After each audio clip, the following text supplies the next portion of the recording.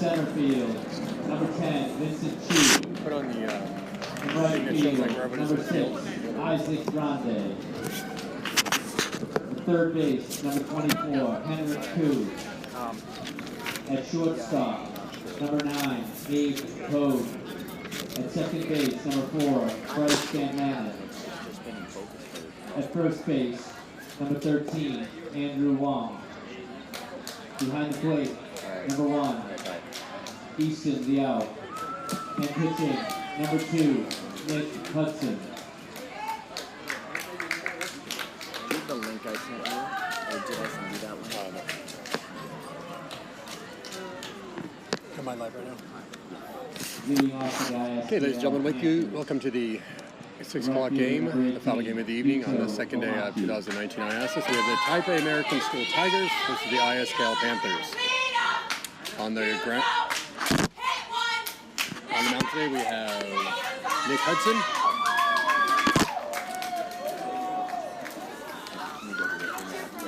What's that?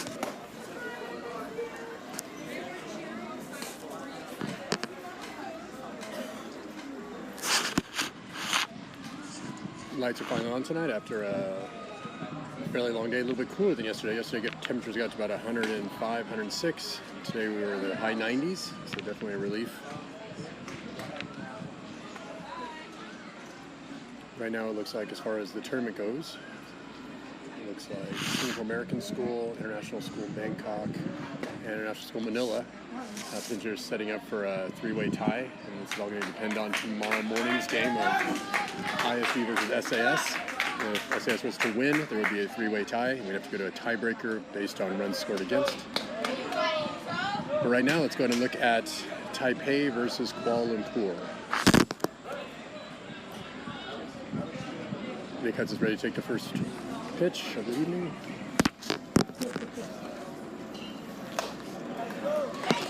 And he starts off with the ball. We got a 1-0 count. Over in the girls' side right now, looks like SAS is playing ISB. They're off to a 3-0 lead.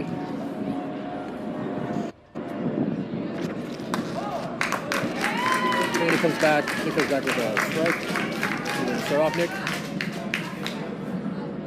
The outfit's playing relatively shallow on their leadoff hitter.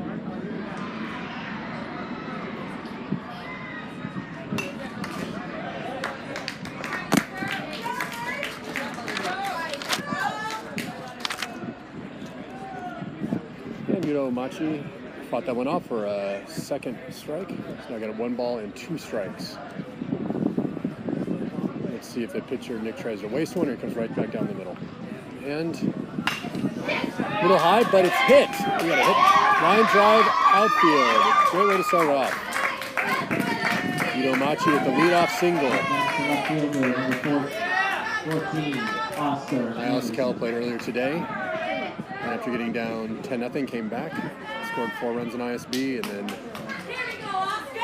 finished off with that score. Now they're back about 6 hours later, ready for the evening game.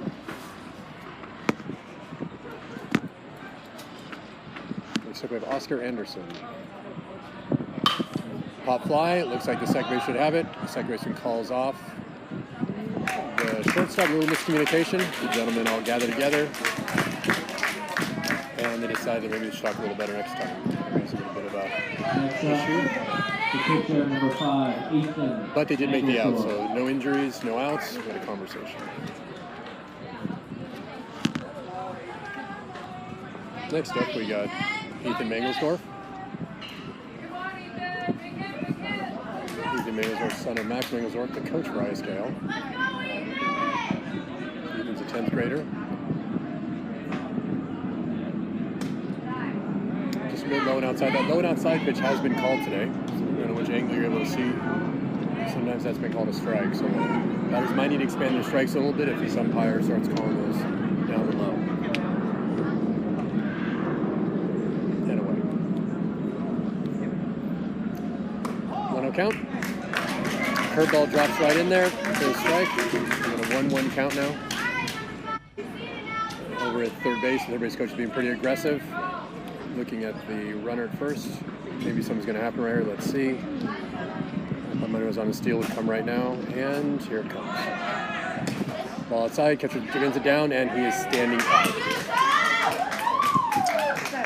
Sometimes the coaches have signs, sometimes the coaches just look with utter surprise as to why the person didn't go the previous time, and that looked like that was an utter surprise call.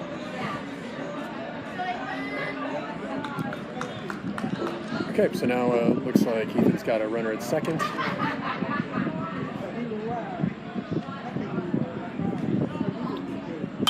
Okay, that anything can happen here. Third baseman should pick it up quickly. Right now, pick it up. Third baseman, keep it at foul. Well done. Ethan's got a 2-2 count. 4 to work with.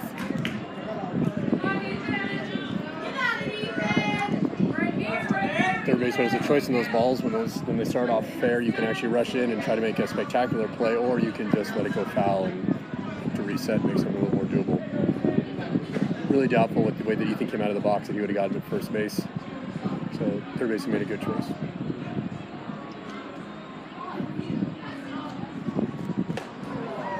Okay, the ball did bounce. Ethan was swinging at it. He was pulled on the curveball. And the catcher did tag him.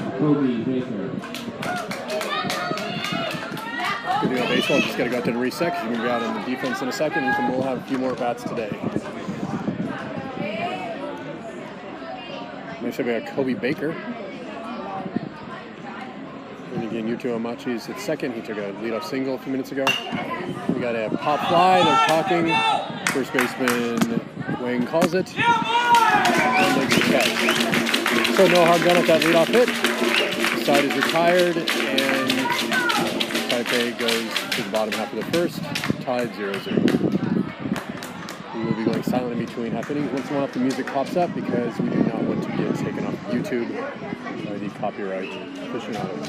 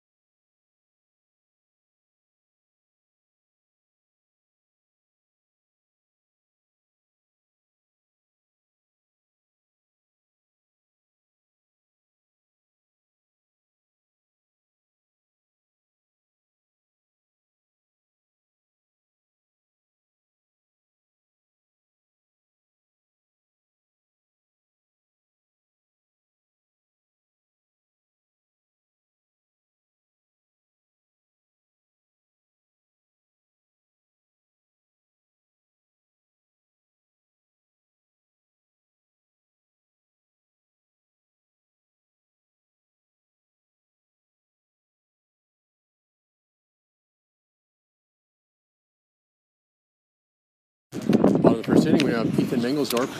We just spoke about it at the end of the first inning. Or his first half of the inning, he's now on the mound. And up to Brown.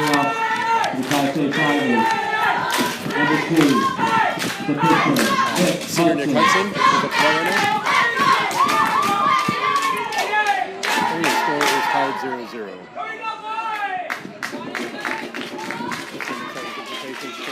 For the third, fourth place game, also for 6, he's going to be going in. Taipei's hoping for a third, fourth place game. High. Looks like over in the Taipei American School dugout, every single player is standing up. High energy already. We also have a bunch of fans, especially the girls softball team, supporting them behind. And he plays all those strikes. Got a 1-1 count.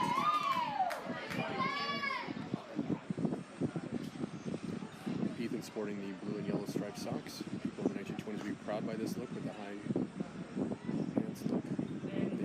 Recently in the 2000s, we go from the long pants to the ankles, but not Ethan. More traditional, classic. Another ball. We got 2 balls, 1 strike.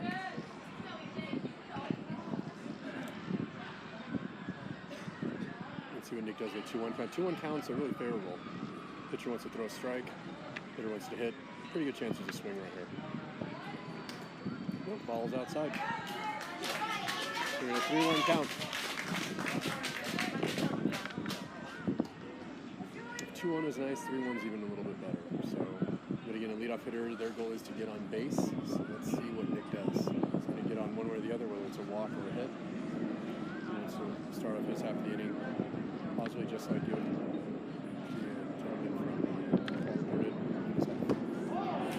Got a 3-2 count.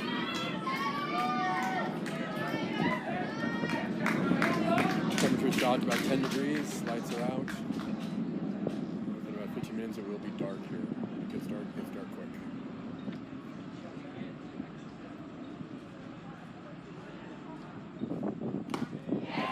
Swing and a miss. So Ethan showed what he's made of. He fought back there. He was behind the entire time and then he made back.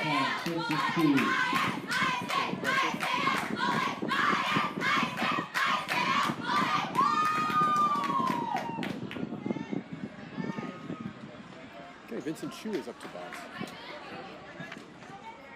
And let's see if he can keep it going.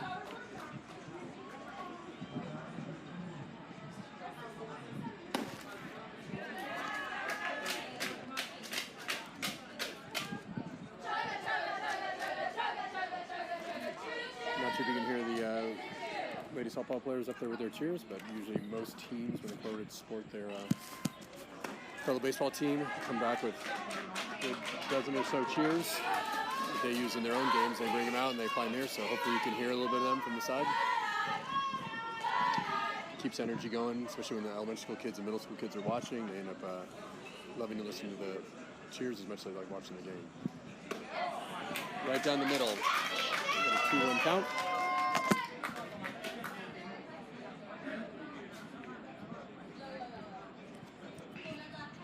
This comes with a 2-1 count. It's the same count as last time, where Ethan came back and threw a strike at this point. Let's see what happens here.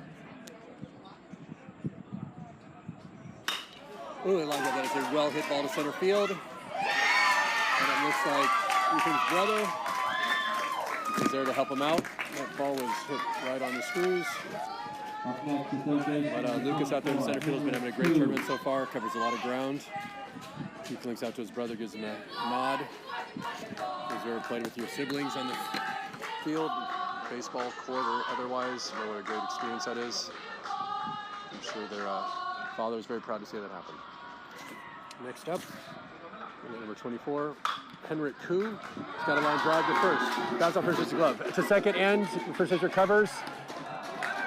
And almost gets him out at first. That's a great play all around. Out for the Tigers, the shortstop. So Cody Baker gave a dive for it, which is quite impressive. And then Reese actually was able to quickly get on his feet, pick up the ball. But unfortunately, the runner was able to outrun that play. But great to see that kind of effort. It's already down to 20%. It's already down to 20%. Pick up play from Ethan. First baseman Cody Baker scoops it up. No harm done. Always telling us the right fielder runs over to back up. It's one of those kind of secondary things that a coach would teach. All the backups go. Sometimes when you're you got some new talents, there's some basic things you need to work on first, and then those backup things come second.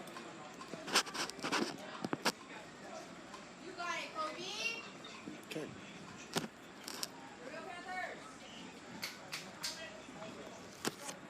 Okay, next up. We now have our fourth batter of the inning.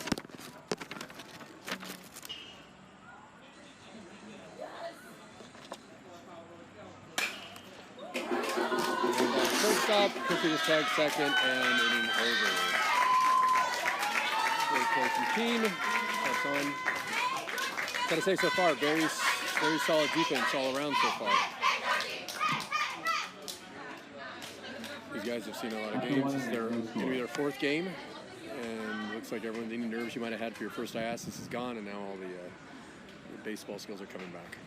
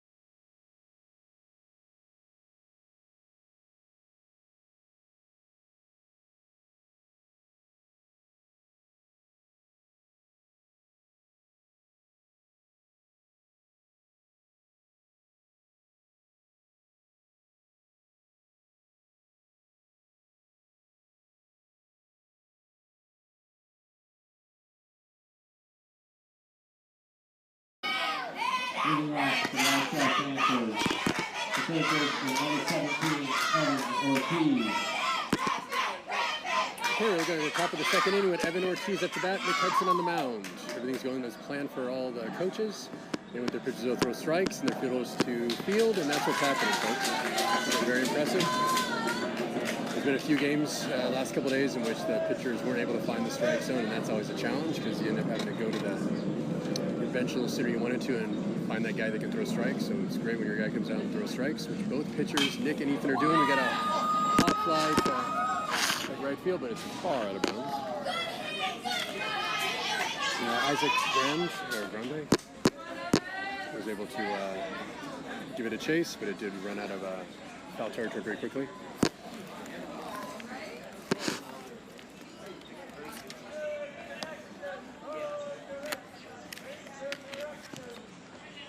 Okay, so we got an 0-2 count.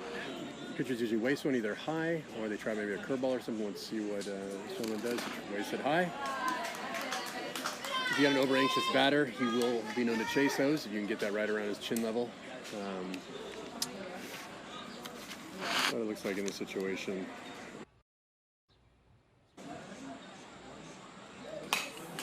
Looks like he's timing right on it. Ball bounced straight back. Coach would like to see if the foul ball goes straight back. Usually your timing's on it, you're just maybe a little bit under the ball. So Evan's got to feel confident right now. He's got a 1-2 count.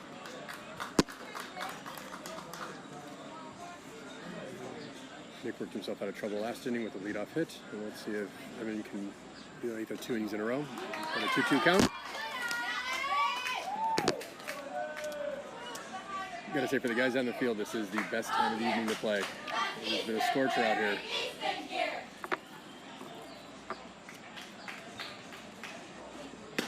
Ooh, ball outside. That has been called today. So again, depending on which umpire you have, but it looks like this umpire has a strike zone that more resembles what strike zones look like across the world. It actually lines up at the plate. Some of those outside ones were a little tough for both sides to handle earlier today. They were consistent with the outside one. None right there could have gone either way too. Looks like that was right on the inside. That's a little bit high. So good news is it looks like the umpires have a pretty tight strike zone. So the batters are going to feel comfortable up there today. Looks like they're not going to get cheated on either edge of the plate.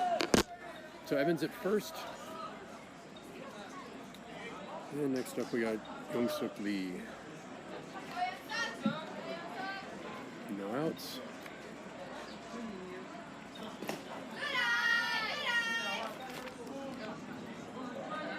That's a great stop by Easton, making sure no balls get to the backstop.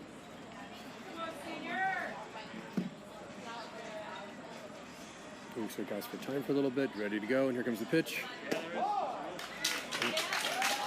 1 count. Nick is throwing a good velocity for the hitters right now. It's straight. It's right in that general area. So if the hitters are aggressive, they can start taking advantage of this. Which is exactly what the fielders behind them want. Put the ball in play and we'll do the rest. Nick, just trust us. He had him leaning. Evan was leaning a little bit towards second. It's good to know. Okay. Coach Mangelsdorf gives some play calls. Over to the side. Armpit belt, armpit belt, armpit belt. Let's see what that means. Armpit belt might mean go. Oh, we got a line drive perfectly to right field. Oh, and if ideally that ball hit to right field would have advanced him to third base. Next up for the Panthers, the center fielder. As you're running for 50 seconds to run, you kind of want to be watching to see where the ball is hit, so you can kind of adjust quickly. Fortunately, he had to turn around to see where the ball was hit, and so he ended up staying at second. So that hit by Young Cook wasn't wasted by any means, but just could have been a little bit more. He could have runners at first and third. It's those little things that stretch one base into two, which all of a sudden puts up big innings.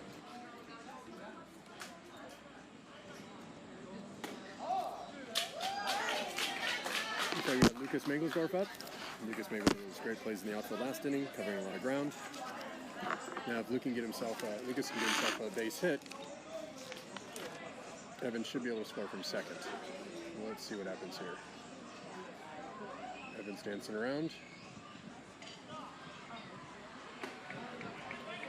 Looks like it's a ball. Got a 1-1 count. Part of the goal of the guy at second base running is, yes, stealing is an option, but he kind of just wants to give the pitcher just one more thing to think about. If you can kind of time your little dance, your little wiggle, just as he's looking at you, potentially just might mess up his throwing motion just a bit. But it looks like Nick's not bothered at all. Comes back, pushes the throw right down the pipe. Got a 1-2 count. Both pitchers today, both Nick Hudson and Ethan Mangelsdorf, don't seem like guys are going to get rattled today.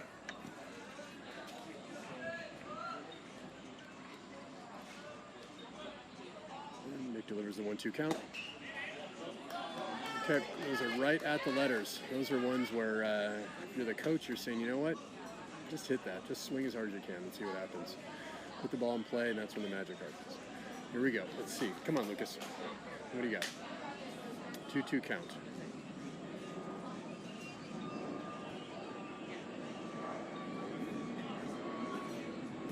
Okay, we got a nice. It's a 3-2 count. Lucas, do not go to first, Lucas. Do not go to first. Good job. Okay, that's happened a few times today. Sometimes when you go to full count, you're not really familiar with how many pitches have been thrown yet. Lucas has a chance to reset. He's either thinking, I hope it's a ball so I can walk, or I want it down the pipe so I can crush it. And he does take a cut. The ball is dropped. However, there is a runner at first. Okay, so there was a runner at first, so you're not allowed to advance. He's automatically out on the strikeout, but the other runners did advance on their own. Evan Ortiz kind of stopped halfway, actually paused and hesitated, which allowed him to make the third. This was a fortuitous no throw by the catcher. Next up, we got a Reese. Reese goes up and gets it. He's able to reach it. That's one of those ones where it's right at the letters, and if you want to hit, that's the one you want to swing at. Because you have a chance on those to really extend your arms. Okay, here goes a Reese with an 0-1 count.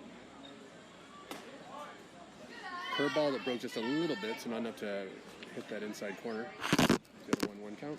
Nice to see that Nick's willing to throw a curveball on any count.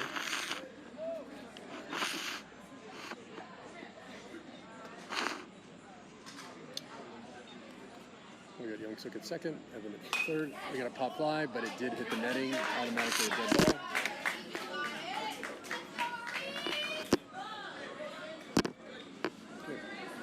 Looks like he's got a 2-2 count.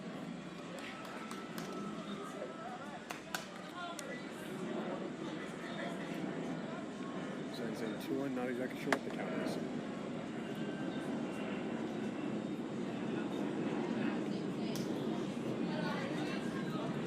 Ball's back.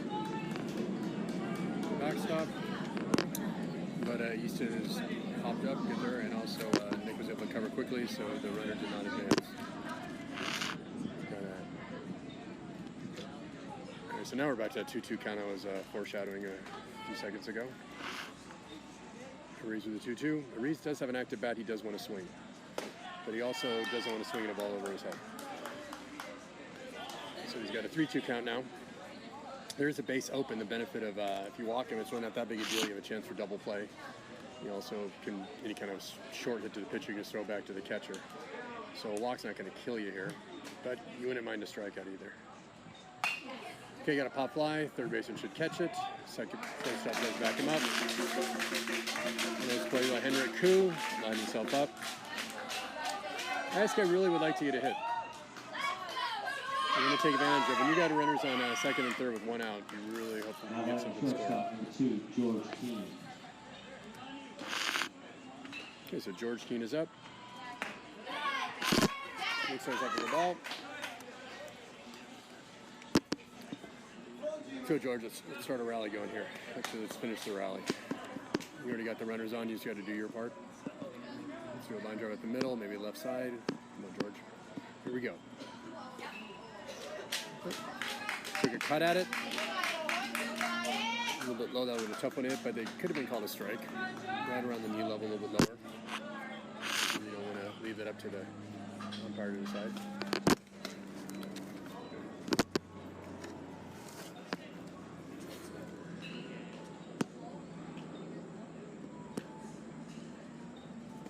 Okay, another got a 1-1 count. Becomes a 2-1 count. There we go. So after starting off with that high pitch, then he's gone low a couple times in a row. So we got a 2-1 count. Another high pitch, 3-1. So if you're a batter, it's pretty tough right now to expect that he's going to throw a strike. So really, you're thinking pretty much this is going to be a ball, and unless it's just right down the middle, I'm pulling up. So let's see what George is thinking about. Is he ready to explode, or is he looking for a... Yep, he was ready to explode. Well done.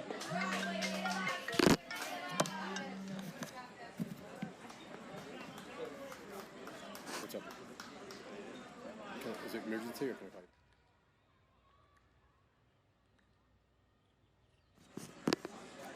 Okay, we got a full count. To George, 2 outs.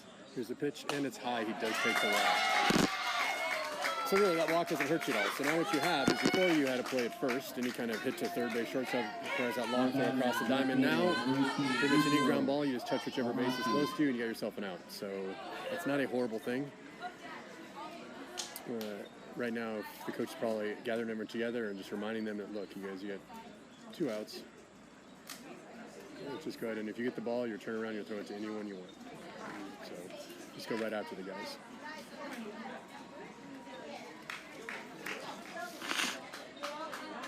Sometimes when the pitcher's going away from what's normal, you want to kind of set him down a bit. And Nick has been pretty accurate, so that was a surprising at bat right there. Okay, let's see who we have here up to bat. This is Yuto Amachi. Yuto is his second time up today. He did have a leadoff hit back in the first inning, so if he can get his second into the day, 2 runs will score. Okay, but he has a pop fly to the shortstop. Everyone should be running full speed. Runner is out, and looks like the inning is over. Half the inning. So we'll get back and see so far. We got runners on base. This we haven't been able to capitalize and get any runs to the home. So far, a close game.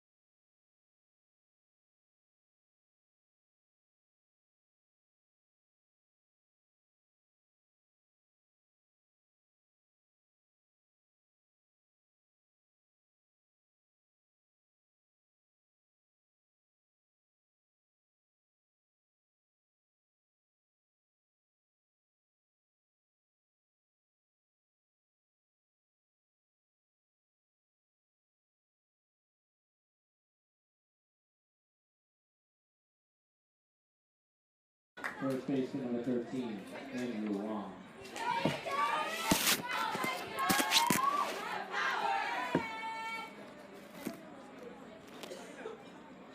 Okay, leading off we have Andrew Wong. Ethan Mangelsdorf is on the mound.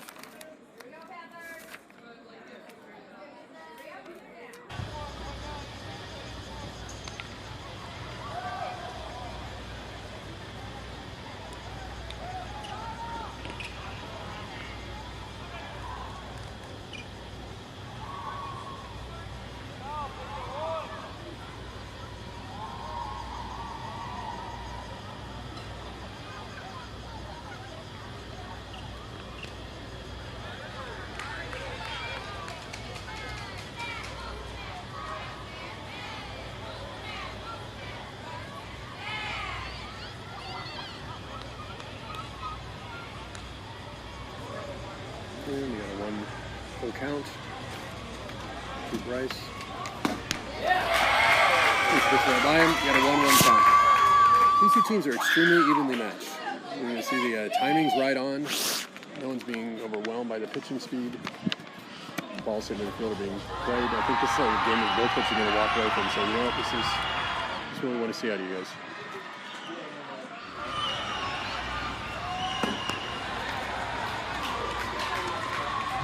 Over on the girls' side, you can a bunch of cheering all the way over here. It's like a 7-1 game. SAS in the lead. And a ton of cheers, so potentially ISB just made a run. We'll wait to see if Game Changer reloads.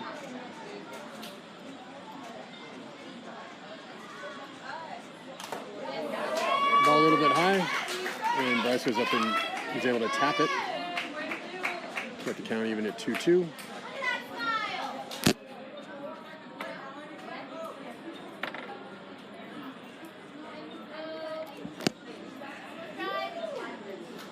Game's moving relatively quickly. Most games have been going 4 or 5 innings. We did have one game earlier today that went 6 innings. But for the most part, if you have one big inning that blows up, a lot of wacky base running situations, you're going to have a half-an-hour inning possibly. And Ethan sits down the second gentleman, Bryce, with the strikeout, but he does go down swinging. As a coach, you want to see your batters go down aggressive.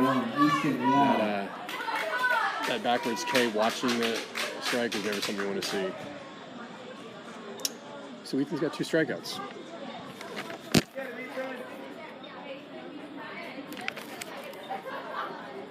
And Easton now, the catcher's up to bat. Easton shows bunt, and Ethan possibly a little bit surprised by seeing that. Hasn't seen a person turn to show bunt yet today. Throws the ball about 15 feet short of the plate.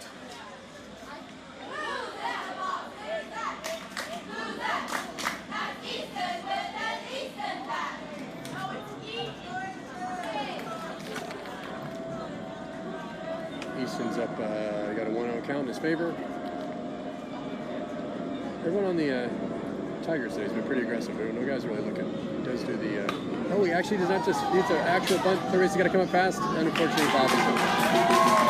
You know what, folks? That would have been a tough play for Evan no matter what. It looks like that ball, he was coming in full speed. He would have to feel that perfectly, possibly barehanded, to be able to make the play. That was a tough one. Up next to right fielder. So Easton, because he's the catcher, he is getting someone to come out to run for him. We do the courtesy runner so that the catcher can quickly put on his gear, so we do a little bit of a speed of play option that the coaches have the ability to use if they want it. That's not mandatory.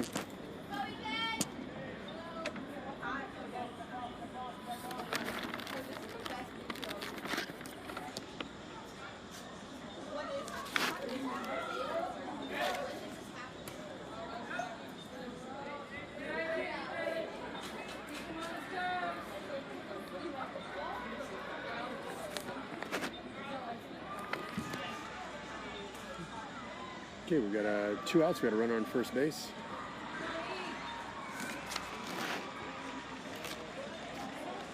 It looks like Isaac's up. Pitched Isaac. Low and outside. Catcher Youngsuk comes up acting as he's going to fire first, but it was just a bluff to get the courtesy runner back to base.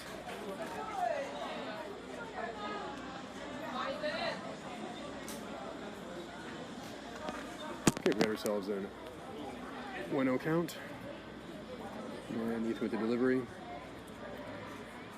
Ethan just reached on a bunt.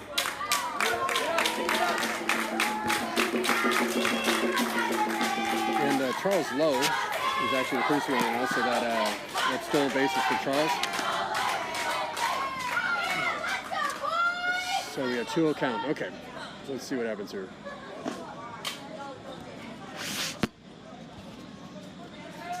Two count. So right now Isaac really just wants to get a base hit. Anywhere in the outfield, McRun should score. If Charles is being aggressive, Charles should take a secondary lead after the pitch comes. He should hop off 3-4 steps. And there he goes. Check. Isaac's not pleased with the call, but it looked like that was right at the knees. Got a 2-1 count.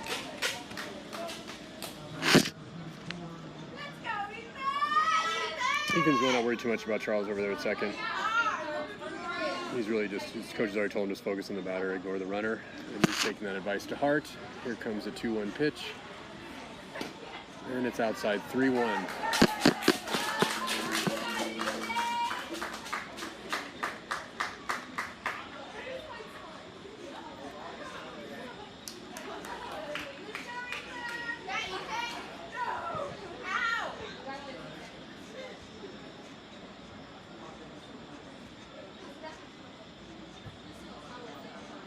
Okay, Ethan ball outside.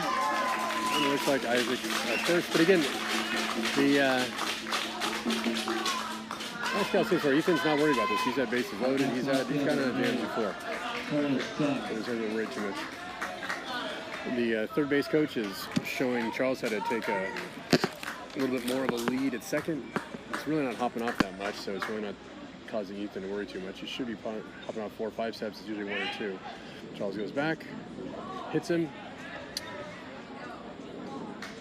Ball was not zinged too hard, so I think Charles will survive. So we got Isaac at first, Charles at second.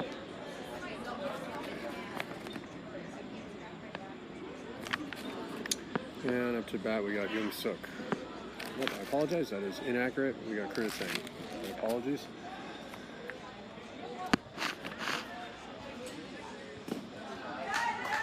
Okay. 1 ball, no strikes.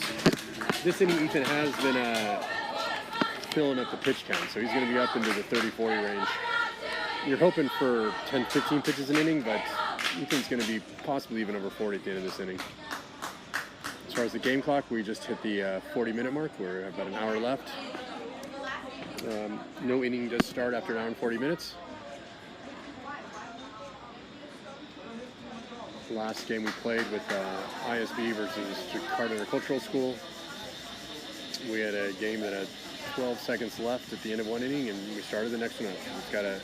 Clock's got to go all the way down, and then an inning doesn't start. As long as there's time on the clock, we'll keep starting new innings.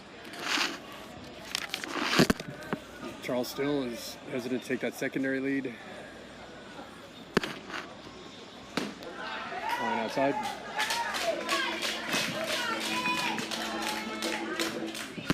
We got a 2-0 count. Ethan's come back from the support. Let's see if this happens again. Over on the girls' side, the SAS Eagles are up 9-1. So the cheering actually is from the visiting SAS crowd. And Ethan comes back at a 2-1 push.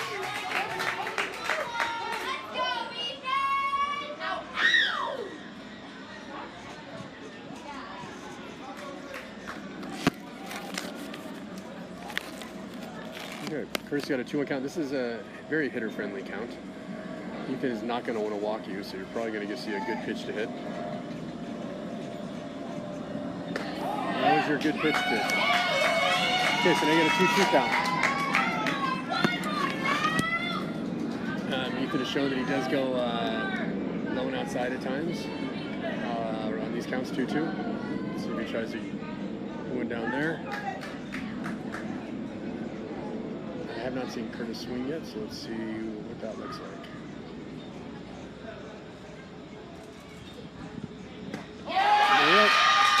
Okay. That was that low and outside pitch.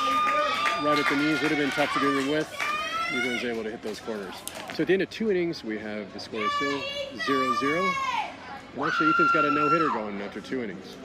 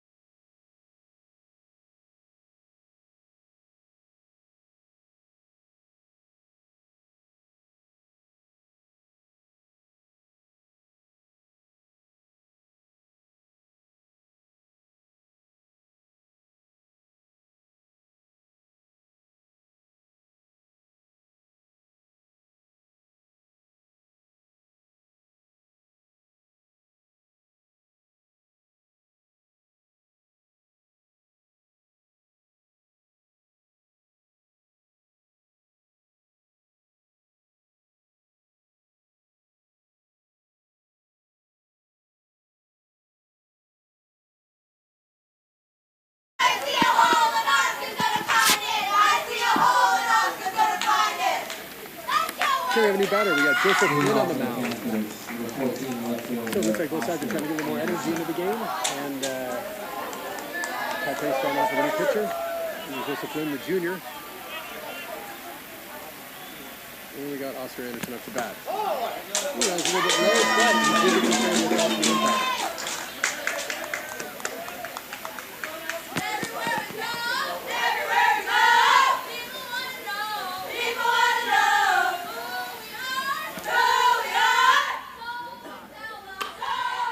Shot and kind of a blooperish line drive to first base, and Mr. Wayne was able to catch that, no problem at all.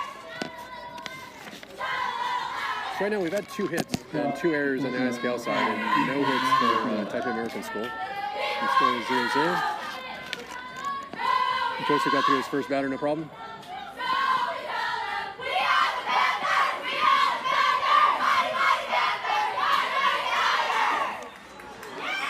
We got 1 ball.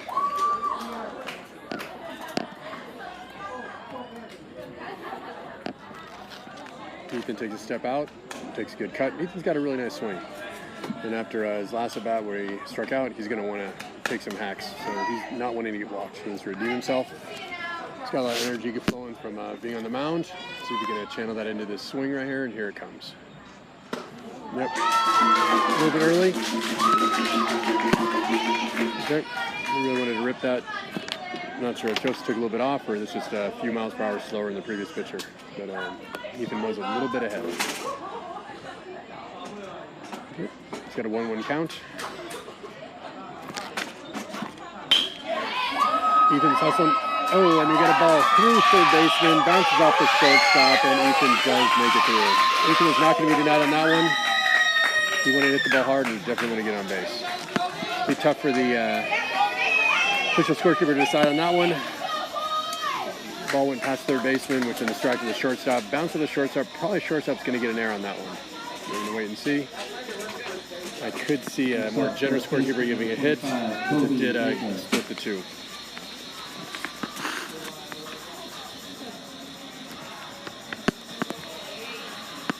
So we had Ethan at first base, and an error was charged. Kobe Baker's up. Ethan goes over and looks at Mr. Megazor for the signs, takes the lead primary and secondary. He really loudly got the balk was called.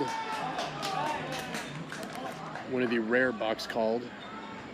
So they're going to have to go to the mound and explain to the pitcher what actually is a balk. I don't think it's fully clear. What you got to do is you got to come set right around your waist. You got to make sure you freeze for a moment and then you pitch. It looks like he came set, moved, and then re-came set. Once you move after that initial coming still, you've got to go to home. Anything else is seen as a balk. Coach Mangelsdorf yelled from third base coach, but the umpire already had it. So Ethan's now at second. Free base, extra base. Okay. Ball went to the backstop. Ethan didn't read it right off, and so he's still at second base. Coach Mangelsdorf would like to interview over at third. Let's see if Ethan can get there now. We got a 2-0 count to Kobe. Kobe's got to make something happen here. Give him something to drive. And Joseph Husband giving him something to hit. Right down the middle, here it comes. And she's a little bit ahead also. Got a 2-1 count.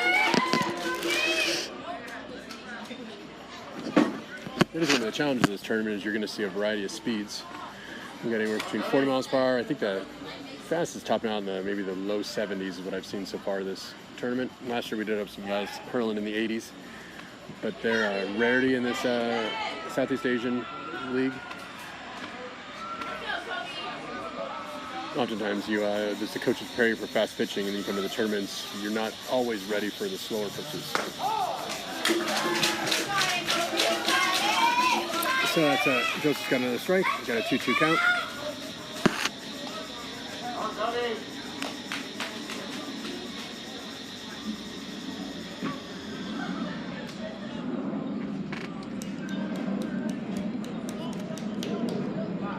So 2-2 count, 1 out. Ethan's at second. Oh, line drive, that's got to score him. You got to go, Ethan, you got to go. Okay, and that's the part where Coach would have wished he was at third base if that one scored. So they're having that conversation right now.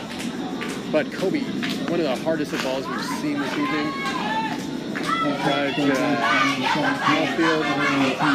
So what you're going to see now is probably in the first or second pitch, the gentleman at first. Kobe will be stealing second. And then it's up to Taipei to decide what are they going to do with that. Are they going to come up firing all the way down to second? Doubtful. Throw to the pitcher? Possibly.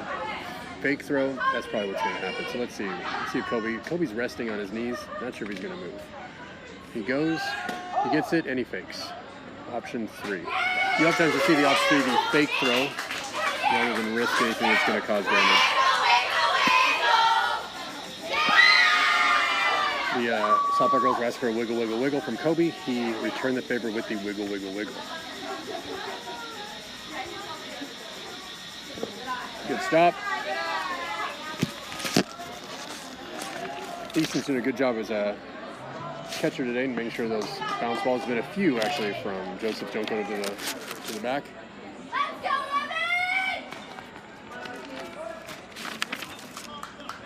Okay, we got Evan Ortiz up.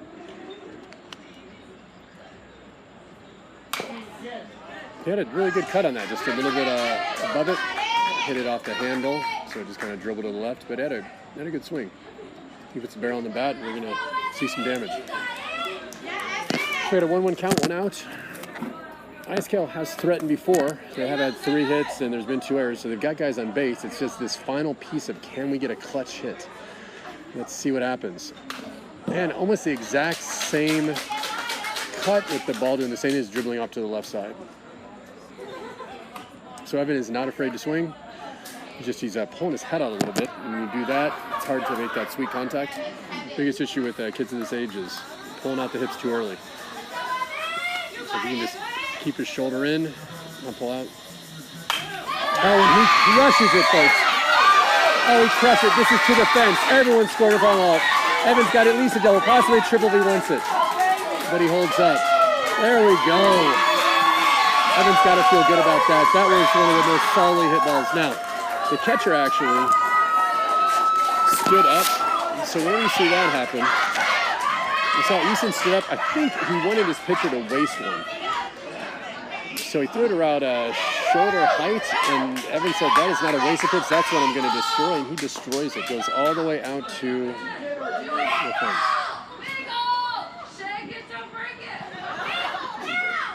Okay. The ISKL girls were asking him to shake it till he breaks it. A lot of pressure put on the young man at second base, and they kept screaming that until he actually did rotate his body left to right multiple times.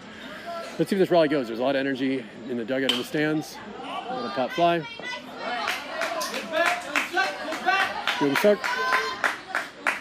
So this is all you really need as a team, is just something to start a little energy. We could kind of feel it was different. We had a pitcher's change. All the nerves were out. Had been a little quieter the first couple innings, but quiet is not what we call the stands now. We've got the two teams with their supporters definitely making noise. Youngstook takes the ball with the 1-1 count. Evan's still at second base. His heart's starting to slow down a little bit. It's got to feel great coming through with your clutch hit. That could be the deciding hit. But Taipei's got a team that definitely has fought back this tournament, so I doubt they'll be held to just 0 runs. Okay, we got a 2-1 count. So let's see if Youngsuk can take advantage of the strike that hopefully will come right here. Evan takes the lead. Okay, they ground ball to third base, and he should look back the runner, and then he throws it over to first. Okay. Now, Henrik Koo actually fielded it cleanly, and on this field, he gave a 1-hop to first base. That's not a horrible play from third base. As long as you don't short off him too much, but he gave him enough room, or the first baseman was able to pick it up pretty easily. And Andrew popped right off, but in that time, Evan Ortiz was able to advance to third. So, really good plays all around. Smart base running, good fielding from third and first baseman, which brings us up to Lucas Mangelsdorf. And as I said, that ball that's blown outside, that has been called a strike the last couple of days, but from this ump, he is really not calling that. So let's see what Lucas can do. Lucas gets a base hit. We've got another run on the board. Got a chance to help out his brother with another run. Definitely will pad that lead. Lucas is kind of waiting for his pitch, though. He's got a 1-ball, 1 strike.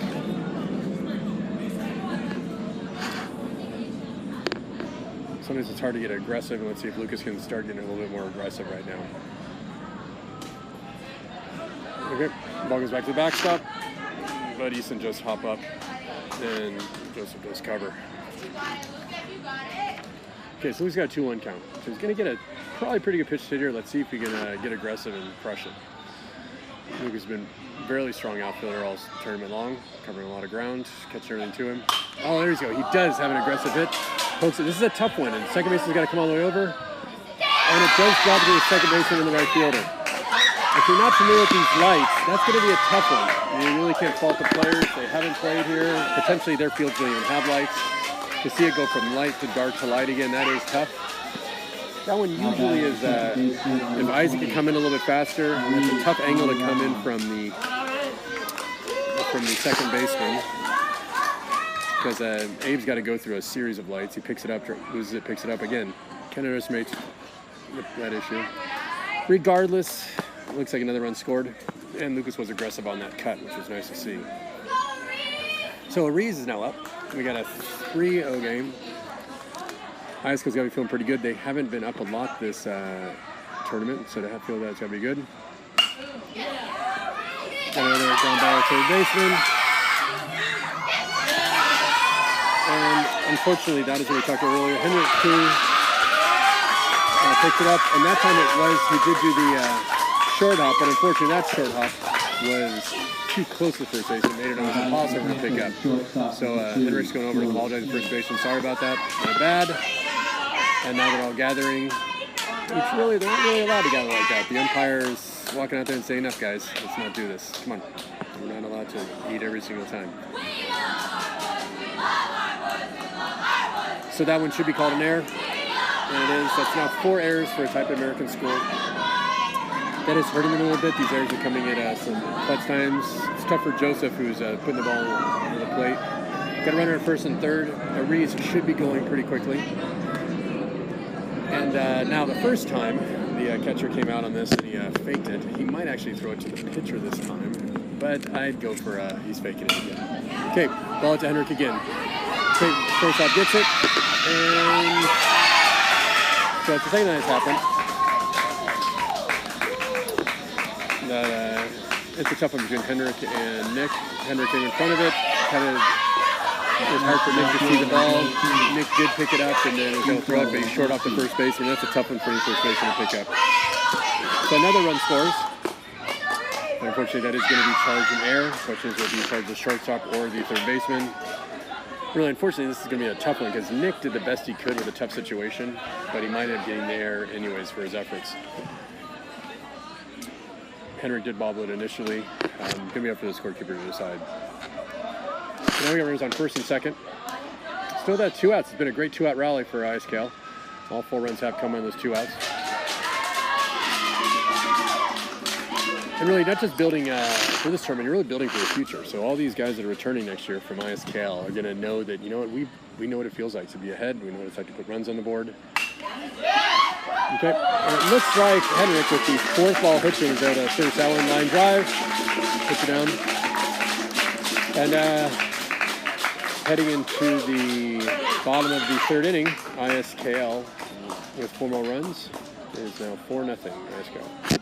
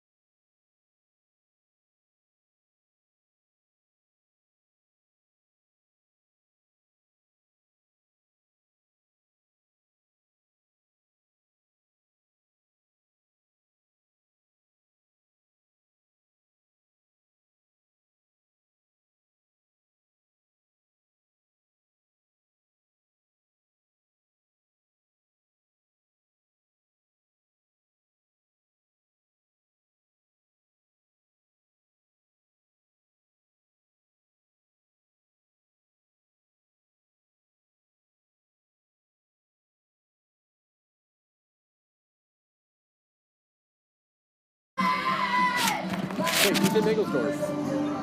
We're live. Okay, we got Ethan on the mound. A couple things happening here. We got Ethan looking at a no-hitter.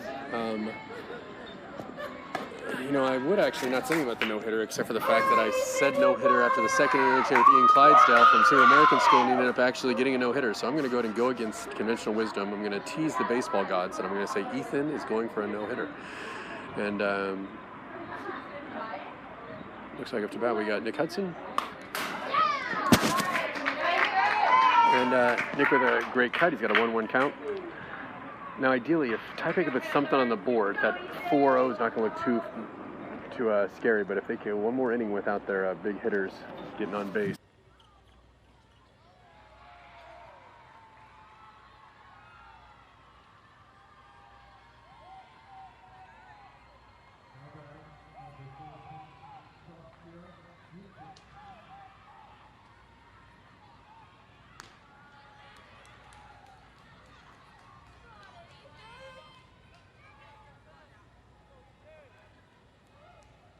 So pretty impressive from Ethan today. Started off with a strikeout, but really came back and was pitched great. His last at bat was extremely strong, and just shows a show in sports you have to have a short-term memory. You got to just be able to move on and reset quickly, and Ethan's proven that. Quite impressive. He's got a 3-1 count. And Nick looks down at his coach, says, swing away. Nick gets something close, he is going to want to. So we put a barrel on bat. No, that barrel on bat's kind of odd. He wants to put the barrel on the ball. The barrel on the bat would be kind of what the assembler does in the manufacturing plant.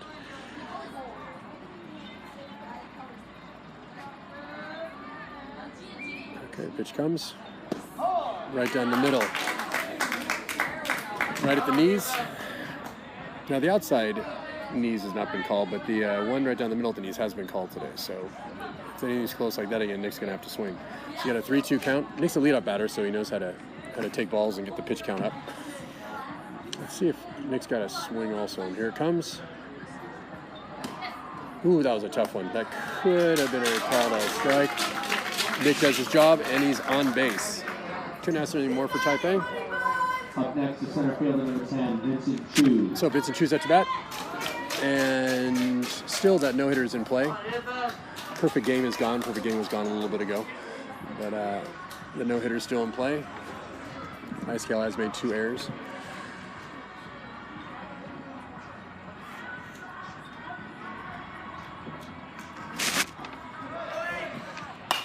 Got a Nick Hudson did steal on that, but Vincent went ahead and hit a pop fly to the net, which killed it, and which means Nick's got to return to first and looks to where he's set again. He looks over at the third base coach, see if he gives him the sign again. He might give him a break and let him regain his energy, but then he realizes this is a young, pretty fast chap, and let's just have him run again. Let's see if he runs again. You really want that guy in scoring position. But if there's a very chance with 1 strike, they might even do a pitch out here. Here we are. That's that pitch that I was talking about.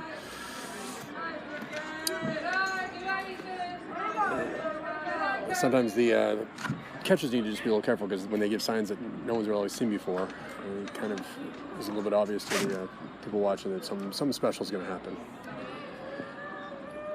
So here we go. And he's off again. Catcher hops up, chucks it down there. Shortstop not there to back up, but fortunately there's a 1-hopper. And Nick's got himself a stolen base. Okay. So now I got a 1-1 count to Vincent.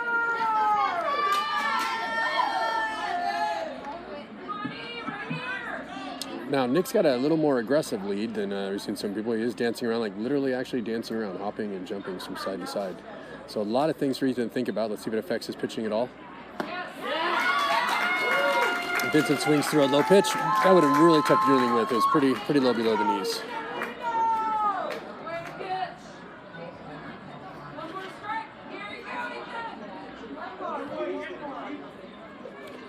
Okay, Ethan's got a 1-2 count.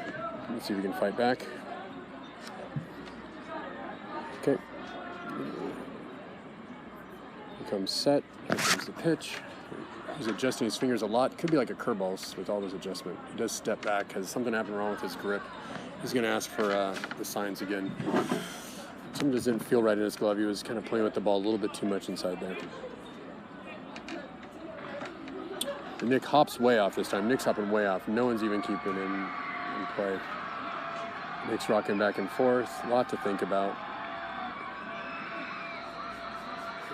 That could be called a balk, but they're not going to really call that out here. Yeah.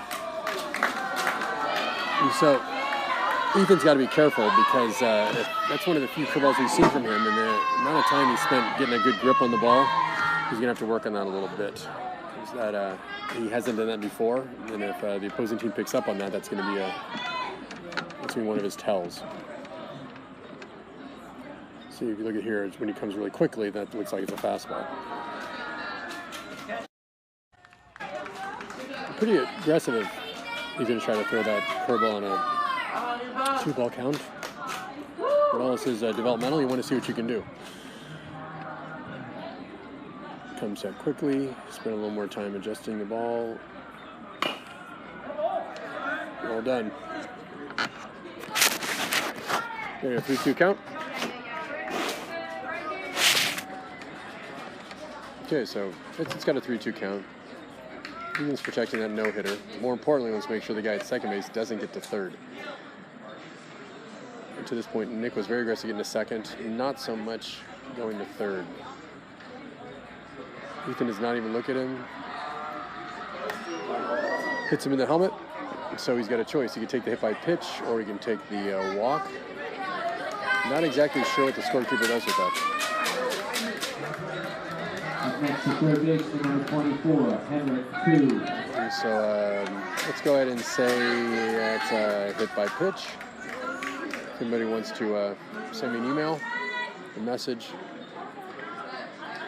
well, I probably won't get it, so just go ahead and say he's at first base. So we got Vincent at first. Ball inside.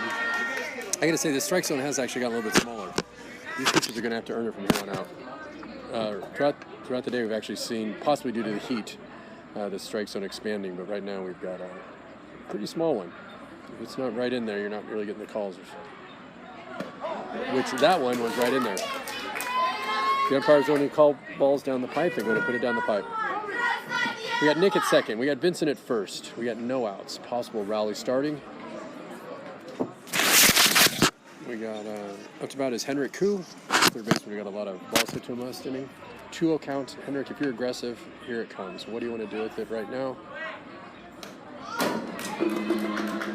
Now the coach at third yelled go, which is a not so subtle steal sign. Sometimes the coaches will yell go to kind of at a timing with the delivery of the pitcher. That'd be kind of like when if someone was shooting free throws and you just said good luck right when he was shooting. Kind of in the gray area of cool or not cool. But let's go ahead and just believe that it's because the runners weren't able to get started quickly.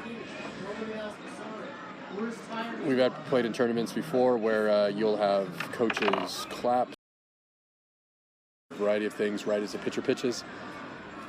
Personally, traditionalists wouldn't be too much of a fan of that. But in this case, I really think the coaches just kind of the players. We've been very fortunate this tournament. All the coaches have been super supportive. We've seen a lot of sportsmanship. Whenever you've watched any kind of collegiate or MLB, there's all these little unwritten rules of baseball that you do know when to do. One of them is not showing each other up. One is making sure that the players on the field are earning stuff. And that's what we've seen in this game is things have been earned either through great pitching, clutch hitting, who plays in the field. Ethan is having a little trouble finding the player now. It's been like 4 of the last 6 pitches have been a high, and we hadn't seen that before, so not sure if he's getting a little tired, or there's possibly concentration. It's been a long day for everyone. So let's go ahead and see what Ethan can do. Can he come back? 3-1 count. Yeah, something's just not right with his mechanics. I think the coach is going to have to go and talk to him a little bit because these aren't just missing a little bit. These are pretty significant. So he's going to try to see the ball. And Ethan has actually dried his hands off a bit, so he could have actually have wet hands. That would be surprising. Shortstop, number 9, Abe Pogue. Again, it's hot here, and it's not a dry heat. It's a wet heat. Okay, base loaded, and amazingly, the no-hitter is still in play. My battery's dead. I don't know if I can use yours. Check out the door window.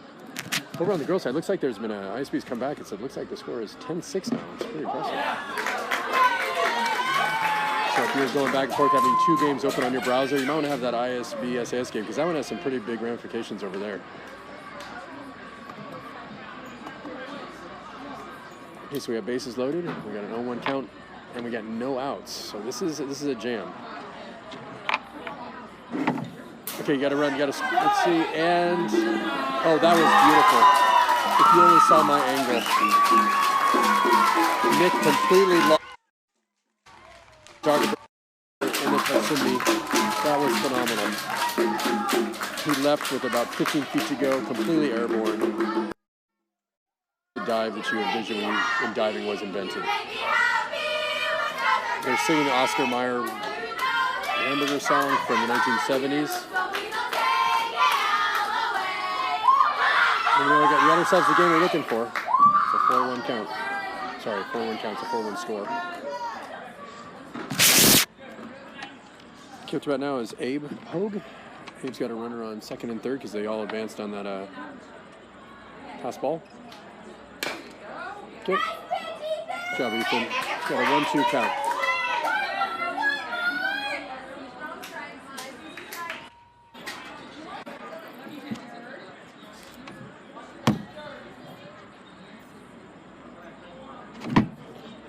Okay, we got Henrik at second. We got Vincent at third, and Abe is leading off. This is high 2-2. Now the Vincent over at third his secondary lead is fairly substantial. So if the problem is we got a left fielder that's playing about 250 feet away, giving a ton of respect to Abe and his bat. So if the ball was thrown to third and was a poorly thrown ball, we got a problem. But Vincent over there at third is taking a pretty hefty lead. He's almost halfway right now. Got a foul ball off the netting.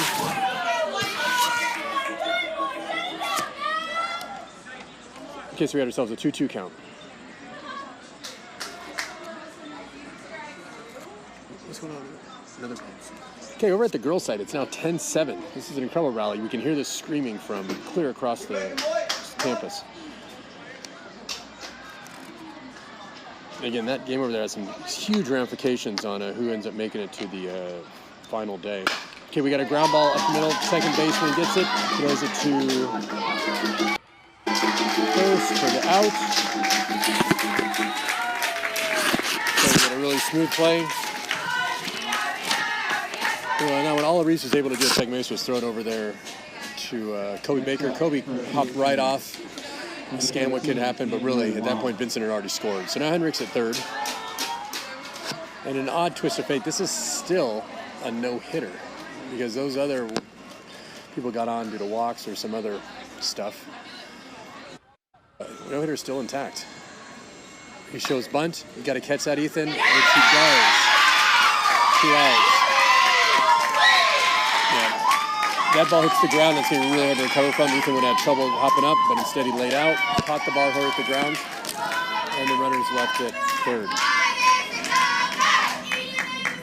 Got to be impressed by the coach. Be aggressive. That is the play to do. Number 7, Joseph Lane.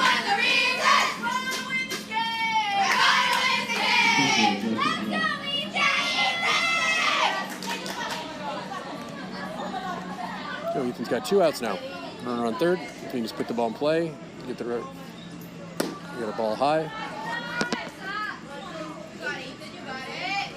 Right now we got Joseph Flynn up. Joseph is the pitcher for a Type American School from the first part of the inning.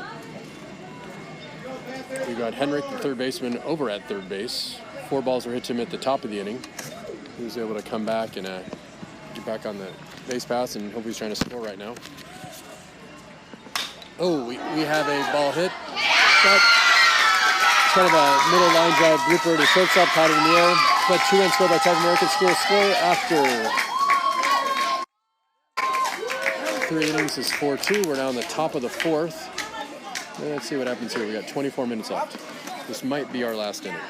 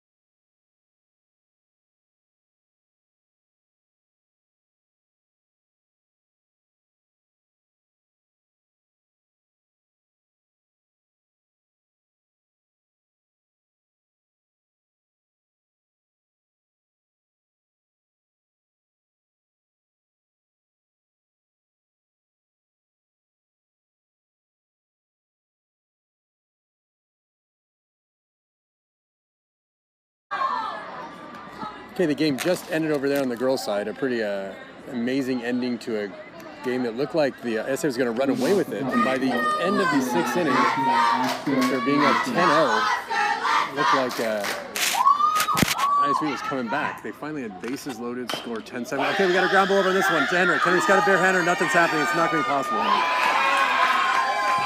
So essentially you had what was really going to be a near impossible play to make unless he barehanded that. He was already playing pretty deeply, though there was a full swing. Though there was a full swing right there by Mr. Anderson. That was not going to be something that was basically a perfect bunt. So the scorekeeper's got to give him a hit on that.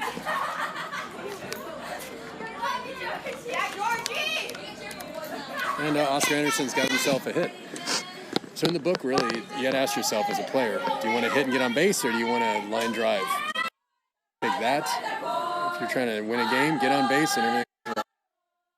So Ethan scores to bunt. Looked like that was mostly just a mask for the steal attempt.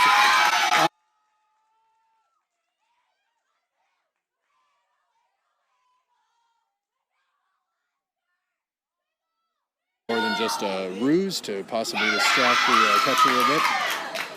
Girls are asking for a little wiggle, wiggle, wiggle from the second baseman, and there was a wiggle returned.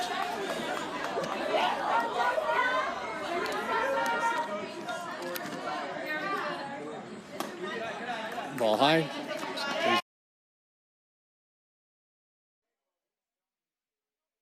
There we go.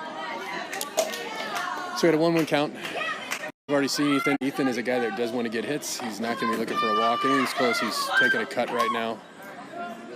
And the pitch comes. He's taking a cut. There's his cut. He might have the left fielder beat. Nope. But what should we have with that? That's a well-hit ball. He just happened to hit it to where the left fielder was at. And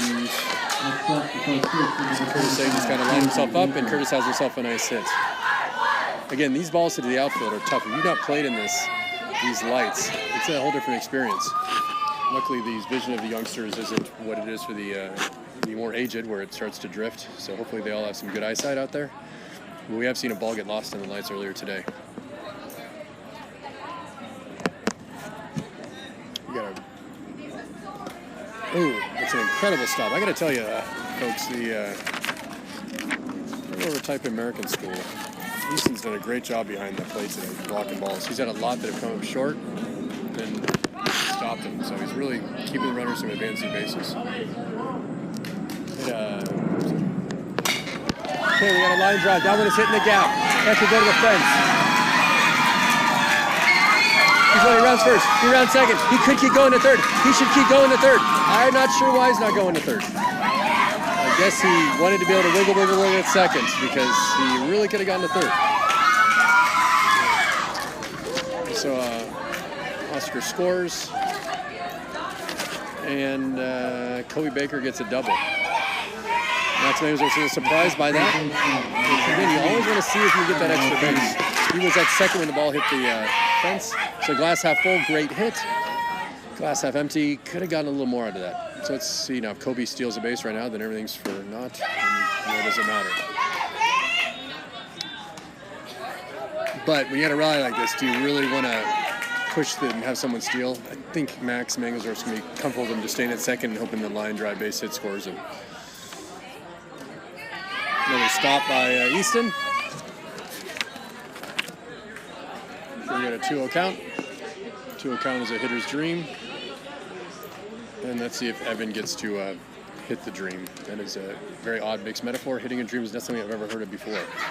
But he got to hit his dream. Pop out right field. This is in the lights. Yeah, that was a funky one, folks. Those right field lights have been killers over here. Because the ball was hit in the air, Kobe was really unable to advance. He kind of had to hang at second base. So Evan's going to reach on a air to the right fielder. I got to tell you, folks, I've played in this field before at nighttime, and that is a tough catch to make. So let's give those guys on the right side of the field a break. Okay, we now have Kobe Baker's at third. We got Evan Ortiz at second. And up to bat, we have Young Suk Lee. with one out. 5-2. ISKL is doing quite well. Now, this could actually, if KO wins, this could become potentially a preview of tomorrow's game.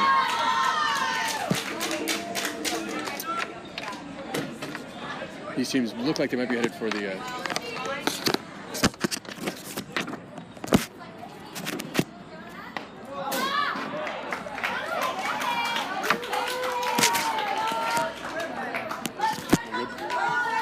so looks like Youngsook was hit by a pitch. Joseph then goes over to talk to the to Youngsook, raises his hat, apologizes, no ill intent. The coach possibly has seen enough of Joseph and gets patted on the shoulder, passes him the ball, and he walks to the dugout to see if this stands, give him a round of applause. And let's see who's coming in for the batter.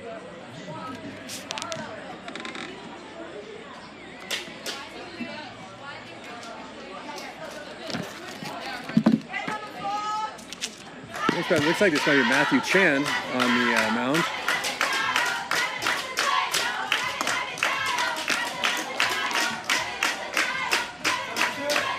And so Matthew's entering into a bases loaded situation with one out. Not ideal, but it is what it is.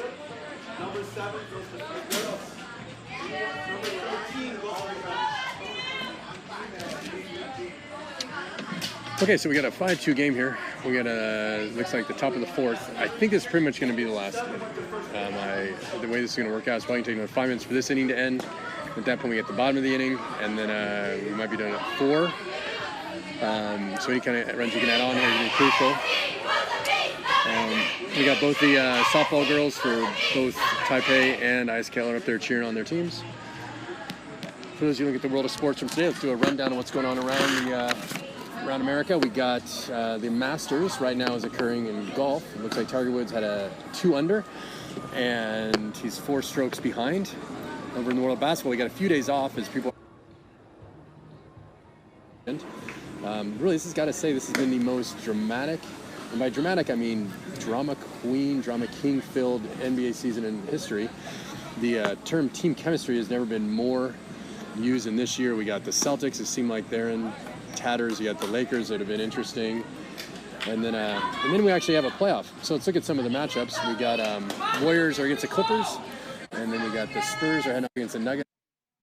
Nuggets are 2. Spurs have got Popovich, and then we got Oklahoma City is pairing up against the Trailblazers and the Rockets and the Jazz. And really, Clippers have shown that they have the Warriors number this year, so potentially every one of those first round matchups could be something. But let's return from the world of professional basketball with no segue or transition whatsoever to the world of amateur Southeast Asian baseball. So we got situation is we got a new pitcher who's entering. We got bases loaded jam with 1 out, and we got Lucas Mangelsdorf up to bat. And Lucas takes a cut. He's got a 1-1 count. Matthew Chan does exactly what the coach wants to do. I'm pretty sure the last thing he said was just throw strikes, and Matthew's just throwing strikes. So he does have 1-1 count, so there was a ball there. Let's go ahead and ignore that for now and just go with the 1 strike and consider the 50% true. Oh, right down the pipe. There's that second strikeout. So we got a 1-2 count. Okay, Lucas, just be aggressive up there. Anything close, he should be taking a pretty big hack at. Runner's not being held on at all. It's basically how much of a lead do you want to take. At third, not much at all. So you got a poke. Foul ball into the, what we call a clong. It's a nice little lake-ish type area where critters live. We got flora and fauna, some of which will cause bodily harm, some of which are just kind of fun to look at. In addition to the 75,000 mosquitoes, which are currently destroying and ravaging the bodies of those who are not sprayed. Okay, Lucas is up. He's got a 1-2 count. And a lot of action out here. We've got Maroon 5 blaring from the girls' softball field. Anybody's ever heard Moonfly blare? It's kind of it's got a little bit of pitch to it. Whoa, that was a tough one. Lucas jumped back, but the ball was right in the inside corner. Could have actually been called out on strikes there, but Lucas has got a better angle than we do over here. So we got a 2-2 count. Okay, here we go. Bases loaded. Very minimal leads considering no one is holding anyone on. It's like they almost don't want to advance. Oh my goodness. Lucas jumps out again. 3-2 count. Okay, so after 2 jump backs, it's really doubtful that Lucas wants anything to do with this. So if you throw over the plate, it would be tough for this guy to swing because he has thrown 2 brush back pitches. Okay, let's see what happens here. And it does bounce, so Lucas gets himself an RBI the easy way. And we now got ourselves a 6-2 game. Catcher talks to Matthew. Really nothing more than just you got it, bud. Easton's done a great job controlling his batters all day today.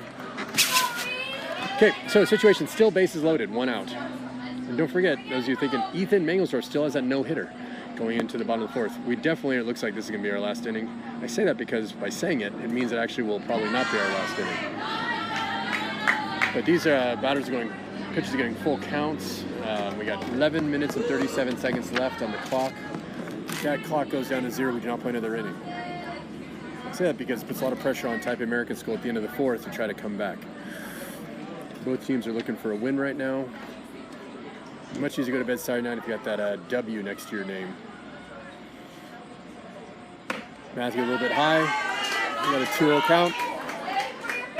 Really, this situation, really, I got to believe both coaches on both sides really just want Matthew to be able to throw some strikes. He was able to do that when he first came in.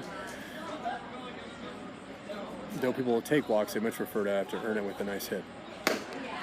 Okay, still ball outside, 3-0 count. Okay, Max Mangelsdorf doesn't give a sign. He just looks at the batter and waves his finger as if saying, no, no, you better not swing. So that's an old school way of giving a sign. It kind of takes away the whole having to learn signs. So, and just on demand, the batter decided to not swing at all. He would have had a tough conversation if he returned back having swung at that. So, let's see what he does here.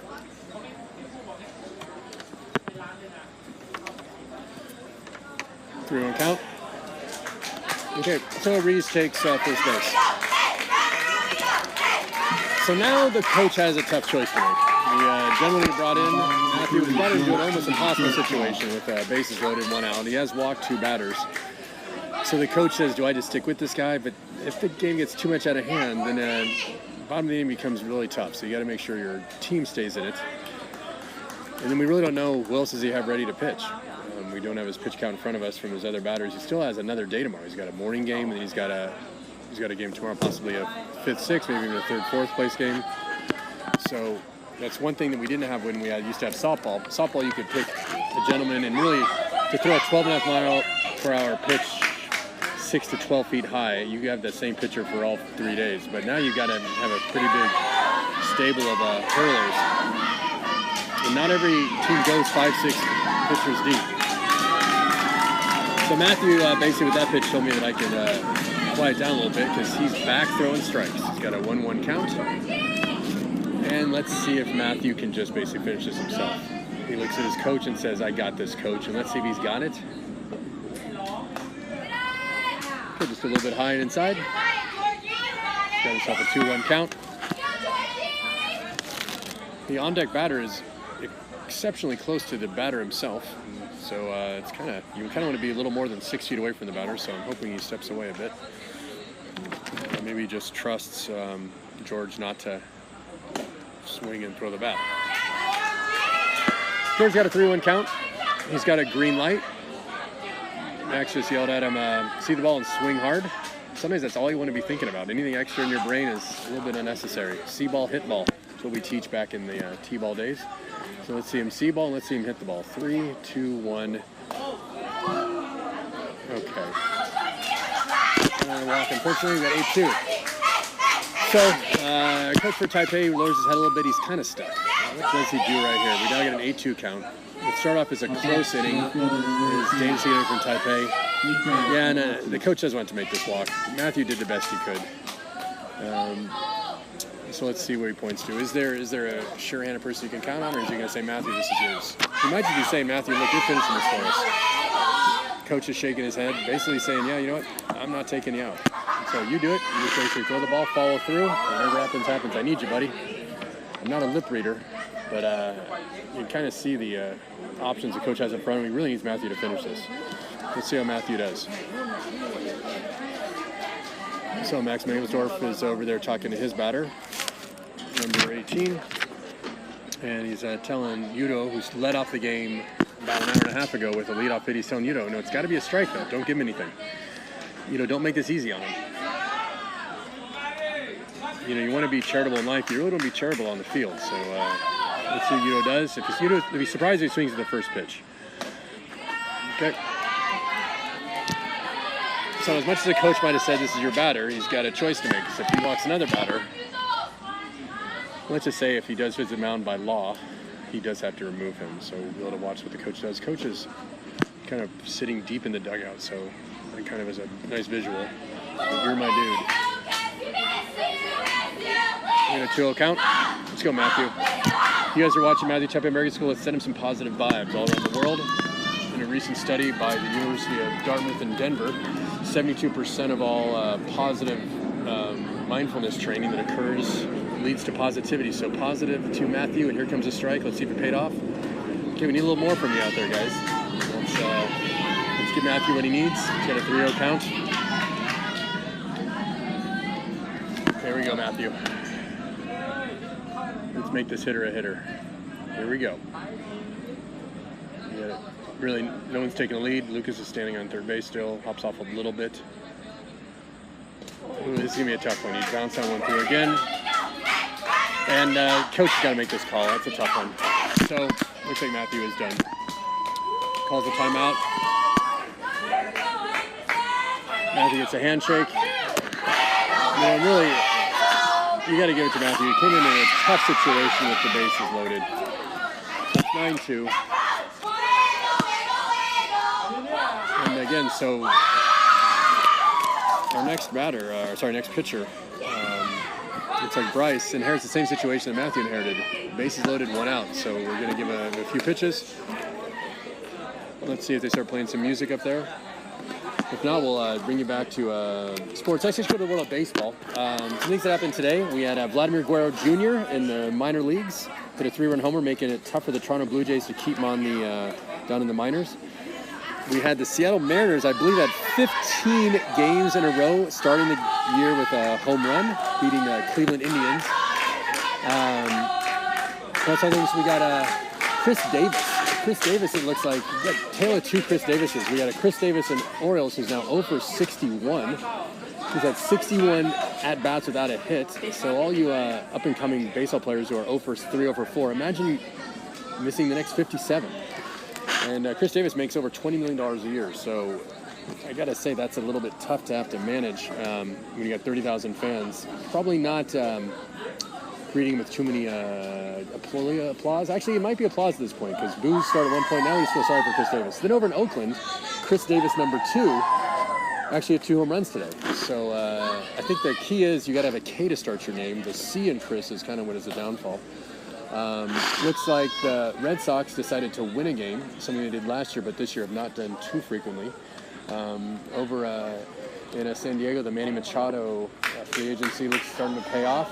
And then let's stick down with the Giants. Giants, one of the most impressive franchises in the history of the planet, with Madison Bumgarner, and really everyone. They start off in the mid-90s, early 2000s, showing that at the age of 40, 42, your head size can increase by 3 to 4 centimeters, and you can start hitting 40 to 70 home runs. So all the 40-year-olds thought that was going to be the case. I'm speaking of Barry Bonds. Yes, I'm talking about Barry right now. But let's go back to the world of amateur sports, and we have Bryce. Bryce, make something happen here. That a boy, Bryce. Starts off with a heater down the middle, and that is all you need as a strike. Let's make these gentlemen work. So ISKL's.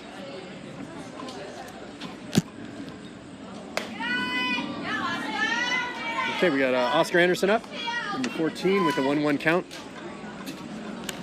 And then we got Bryce, a 10th grader from the United States. Taipei's got a lot of kids from the United States. They got 3 Canadians and the rest are Americans. Bryce, you're a beautiful man. You've got 1 ball, 2 strikes.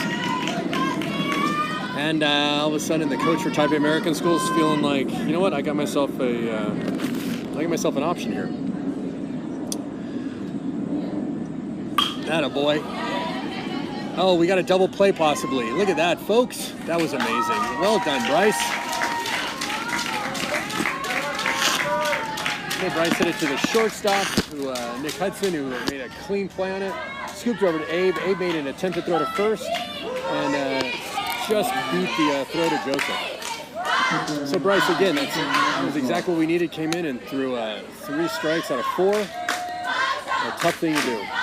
So now you got a situation where you got runners on the corners, first and third. You got Reeves at third. You got a Yuto at first. Just outran that fielder's choice. And up to bat. It looks like, is this George we got up right now? Let's go ahead and check. Oh, right back to Bryce. Bryce at first. Bryce is getting a lot of hugs and high fives. He goes back. Let's see if he can fight the smile because he did something impressive at the end of the inning. Well done. Yep, he's got smiles everywhere, high fives everywhere. Bryce might not be someone who actually wanted to pitch, but coach called his number and he did what was asked of him. So you gotta like that. That actually might be the momentum that Taipei needs. So let's go ahead and see. There is 1 minute and 30 seconds left, so this will definitely be the last inning. Ethan, the coach actually has been cold out there, if you can actually be cold when it's 92 degrees. So you might actually have a pitcher come in. If you remember, Ethan was missing high a lot of the time last inning. So the coach has got a choice. Do I let my pitcher, otherwise known as my offspring, go out there and try to get the no-hitter, or do I go with someone else? So we're going to see in a second. Music right now.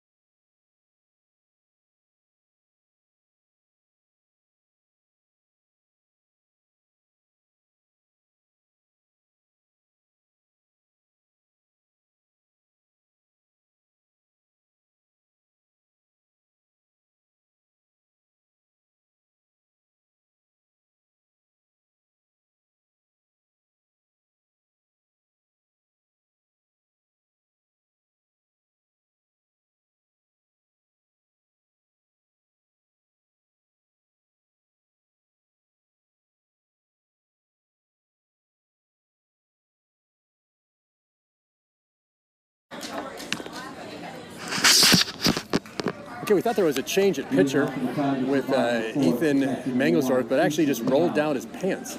So he had the black and blue and yellow striped socks. I thought it was a completely new human being, but actually just had a wardrobe change. So the baseball guys tell me I shouldn't say there's a no-hitter, but today I said there's a no-hitter the entire game, and Ian Clydesdale got it. So I've got to appease the baseball guys by doing the same thing for Ethan. Let's see if I work this magic twice. Okay, I will take 2% credit if he gets a no-hitter. 90% will go to Ethan and his incredible training regimen that he's done in the offseason. Okay, we got a 1-0 count. Score is 10-2. Ooh, umpire's going to make him earn it right now. He's got a 2-0 count. Now remember, for no-hitters, if you walk the batter, it really doesn't affect your no-hitter status.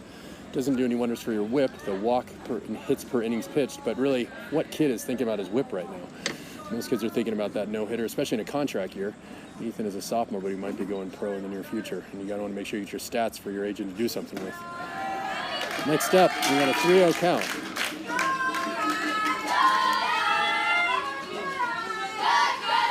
Let's go, Ethan. Go in and throw some strikes, fight back. He walks around the mound, takes a deep breath.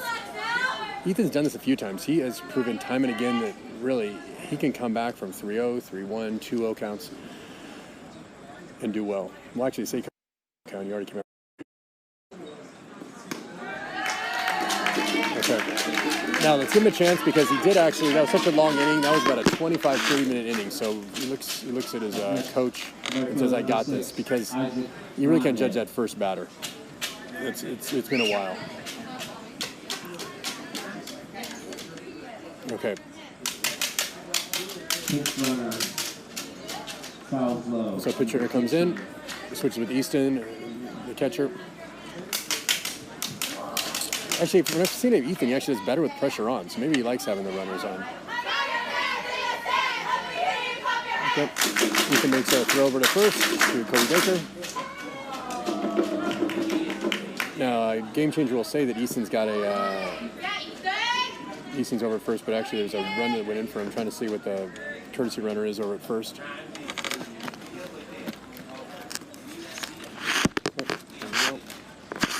Take a step off.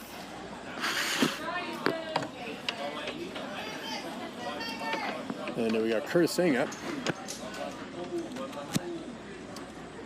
Runner's going.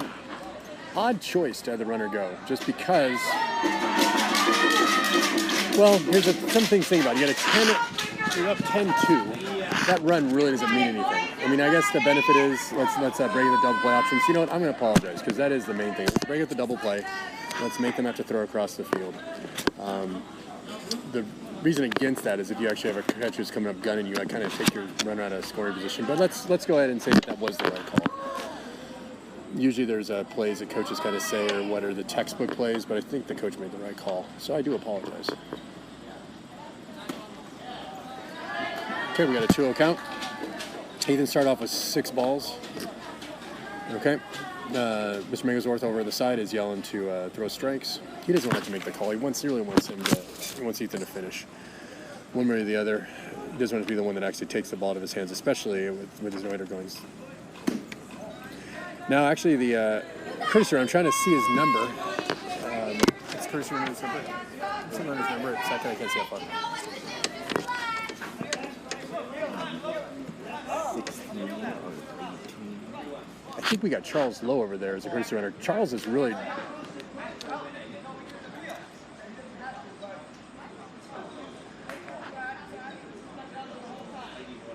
We're not really sure what's going on right now. We got an Easton Lowes who's the associated runner segment. I'm pretty sure that Charles Lowe is replacing him right now. So an odd situation occurred right there. It looked like you got Charles at second and just really messing with people's minds around because he is on a full sprint for 3 steps. And then he stops. So really everyone in there, the catcher pops up ready to throw him out. The pitcher is a little startled. So Charles, the courtesy runner, has kind of come in and done his job because the entire stadium's a little startled right now. So we got a runner at first and second. And Ethan's no-hitter is still in play. This is a non-traditional no-hitter, but it's no-hitter. Okay. So runner at second and third. The double play is no longer an option. Ethan looks over at the coach because now I got a situation. We got 9 balls in a row, and Mr. Megasworth's a little upset with me right now because I did actually say that he has a no-hitter, and as much as I can tell this to you guys, I really shouldn't be telling this to their coach. So he's having a conversation. The assistant coach actually goes out there. If you've ever had a situation where you've had your parents coach you, you probably don't want to have a conversation with your dad right now. So the assistant coach is out there. We all love our fathers, but just in these kind of settings, we would really prefer to talk to the assistant coach.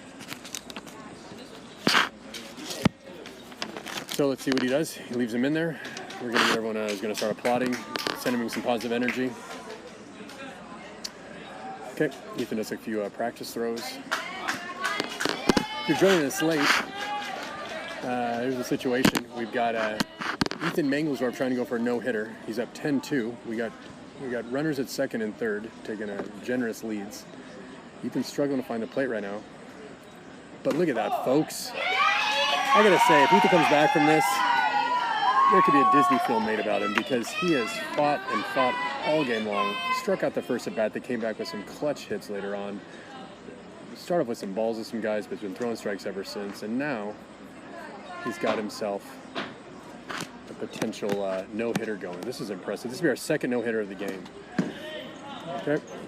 Now we've got ourselves a 2-1 count.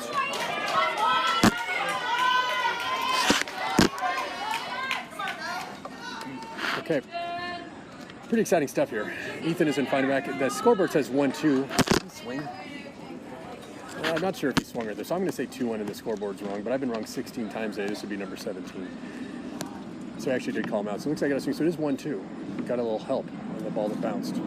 I don't think he really did swing because the guy was just fake bunting. That's an odd thing to fake bunt on a 1-2 count. But I'm going to go with a 2-2. Ethan's going from the wind-up. No, he's going from the stretch. Isaac and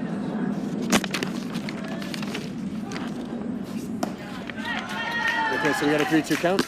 Full count. Really, it's not a problem if he gets on base here. It just gives another chance for double play. This is, again, Ethan's going for the more unorthodox no-hitter in which you load the bases through walks and then come out of it. So, again, Disney films don't come with the standard things. Disney films come with something special. So he's going to be thinking, does he want Justin Bieber to play him? Who does he want to actually play in the starring role of the Ethan Mangelsdorf story? Here we go. Here comes the pitch. Oh, that could have been a strike. That was a tough call. That's been a strike. I got a few ISB players behind me right now, and they've seen that ball called as a strike today a few times, that lone outside. Ooh, we have the second visit, and Ethan has to be pulled now at this point with the second visit. So we got a second visit. The no-hitter for the team is still intact, which means just the celebrations even can be spread to multiple people. Let's see who comes in as the pitcher. Let's give a round of applause to Ethan. Really, I got to say, that's tough to come back. We had about 35 minutes where he was in the dugout at the top of that inning, and that's really hard to come back from. So that's not on Ethan at all. I'm going to blame the time away. I'm also going to blame myself for telling their coach he has a no-hitter. I broke Rule 17B of the unwritten rules, and I want to apologize to the Mangelsdorf family, especially if any of the grandparents are watching from afar. Okay, so we've got ourselves a new pitcher. If I had any kind of eyesight in the dark, you'll be able to see his number. I believe, thank you, someone under 20 years old just told me that the number is 2, which is George.